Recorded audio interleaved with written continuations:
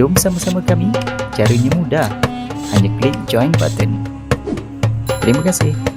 Dan seperti kebiasaan mana-mana peperangan yang akan berlangsung di luar kota Mekah, Rasulullah akan melantik seorang sahabat untuk dijadikan sebagai wakil masyarakat di Madinah. Jadi yang dilantik oleh Rasulullah untuk perang ini ialah Abdullah bin Ummi Maktum. Jadi sahabat inilah yang akan ditinggalkan. Apa-apa permasalahan, hal ehwal yang berlaku dalam kota, rujuk pada sahabat ni, kerana Rasulullah dan sahabat lain mula meninggalkan kota. Dan jumlah yang mereka pi ni jumlah yang sama dengan perang Ahzab. Jumlah Islam perang Ahzab berapa ribu? Berapa ribu perang Ahzab? 3,000. Perang besar sebelum ni memang dia punya compare 1:3.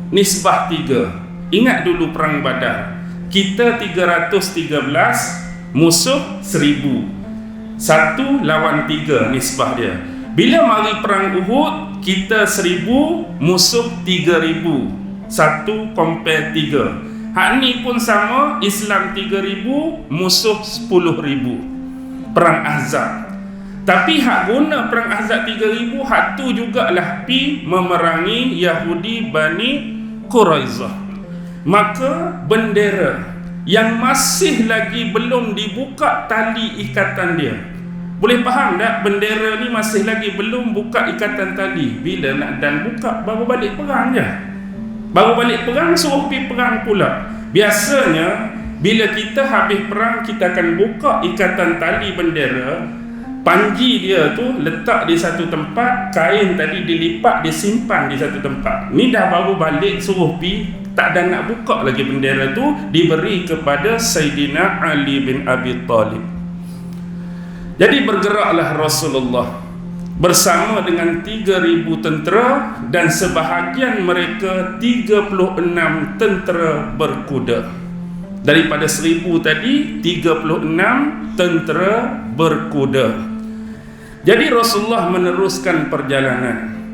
Bila Rasulullah teruskan perjalanan, maka ringkas cerita, sampailah Rasulullah di perkampungan Bani Quraizah.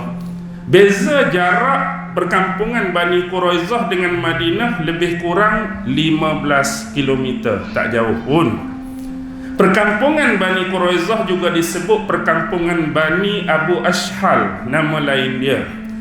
Biasanya Rasulullah macam ni, kalau dalam perjalanan yang memakan masa lebih 5 hari, biasanya macam Rasulullah pi 10 hari 10 malam, 15 hari 15 malam, Rasulullah akan guna 3 jenis unta. Antara unta Rasulullah yang untuk perjalanan jauh, pertama ialah unta Quswa. Nama unta tu Quswa. Yang kedua, Rasulullah akan guna unta yang nama Adba'. Yang ketiga, Rasulullah akan guna unta yang nama Jad'a. 3 ni untuk jalan jauh. Tapi sebab kali ni 15 km, tak sampai sehari pun, unta kali ini bernama Jafur. Jafur. Dalam sejarah, kalau buka mana-mana kitab sirah, unta Rasulullah yang ada nama hampir 26 hingga 27 nama unta-unta Nabi. Walaupun jumlah penuh 45 ekor unta milik Nabi. Ada kitab sirah menyebut Rasulullah melewati beberapa orang sahabat Nabi. Tempat ni dalam kitab menyebut bernama Syawrain. Dan ada tempat lain menyebut dia melewati kabilah Bani Ghanim. Jadi ada 2-3 orang sahabat Nabi. Jadi bila Nabi jumpa dengan mereka tepi jalan ni, lalu Rasulullah pun tanya, hal marra bikum ahadun? Adakah sepanjang kamu duduk di sini ni, ada sesiapa tak yang lalu ataupun melewati kawasan ni?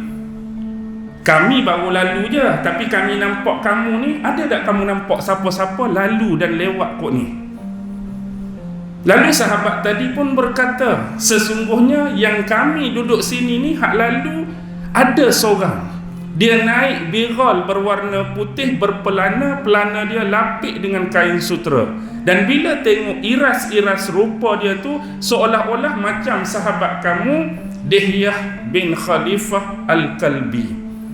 Bila dia sebut Dihyah, Rasulullah senyum. Rasulullah jawab apa? Zalika Jibril bu'isa ila Bani Quraizah yuzalzilu bihim husunahum wa yaqzifur ru'ba fi qulubihim. Yang sebenar itu adalah Jibril. Bu'isa ila Bani Quraizah, dia diutuskan Allah untuk memerangi Bani Quraizah. Yuzalzilu bihim husunahum, dia ditugaskan untuk menggoncang-goncangkan benteng mereka. Wa yaqzifur ru'ba fi qulubihim, untuk meletak ataupun menanamkan rasa gentar di dalam hati-hati mereka. Jadi Rasulullah pun teruskan perjalanan sampailah di luar benteng Yahudi Bani Quraizah. Rupanya mereka tu duduk dalam benteng mereka yang tinggi dan besar. Keadaan sama macam Rasulullah dan sahabat. Mereka kan jadi tentera sekutu, mereka pun baru balik juga. Mereka pun penat juga duduk dalam tu. Bukan kata cergas, sihat, kuat dah. Jadi bila sampai, seolah-olah mereka bersembunyi dalam benteng. Tempat sasaran pertama ialah perigi yang berada di luar benteng. Dalam sejarah, perigi ini bernama Perigi Anna. Dalam perigi inilah mereka menyimpan harta-harta yang bernilai dan berharga mereka. Sasaran Nabi mak tempat tu dulu. Kemudian Rasulullah suruh Sayyidina Ali dan beberapa sahabat pi menyamar dan mengintai-ngintai mereka dari benteng. Jadi pilah Sayyidina Ali dengan beberapa sahabat menyamarkan diri dan curi-curi dengar, takut kedengaran suara mereka. Dan tepat sekali pada masa tu mereka duduk dalam sedang membincangkan sesuatu. Dan Sayyidina Ali dengar suara dan dia faham dan kenal sangat suara ni, iaitu suara bekas pemimpin Yahudi Bani Nadir yang kena halau dulu, iaitu Huyai bin Akhtab. Huyai bin Akhtab ni pemimpin Bani Nadir yang dihalau 4 Hijrah dulu. Bila dihalau dia pi ke Khaybar, Yahudi Khaybar, berjauh beratus kilometer dari Madinah. Asalnya Khaybar yang didiami oleh Yahudi tak ada masalah pun dengan apa? Dengan penduduk kota Madinah. Tapi bila kawan ni pi, kawan ni lah duk provokasi, duk racun pemikiran, sampai 7 Hijrah nanti Rasulullah akan bertempur dengan Yahudi Khaybar. Ini bahaya orang macam Huyai bin Akhtab. Bahaya tak bahaya pun dia tetap mertua Rasulullah. Kerana apa? Salah seorang isteri Rasulullah ada bernama Safiyah binti Huyai tu. Tu anak Huyai bin Akhtab ni lah. Okey. Salah seorang isteri Rasulullah dalam ramai-ramai itu bangsa Yahudi dia lah.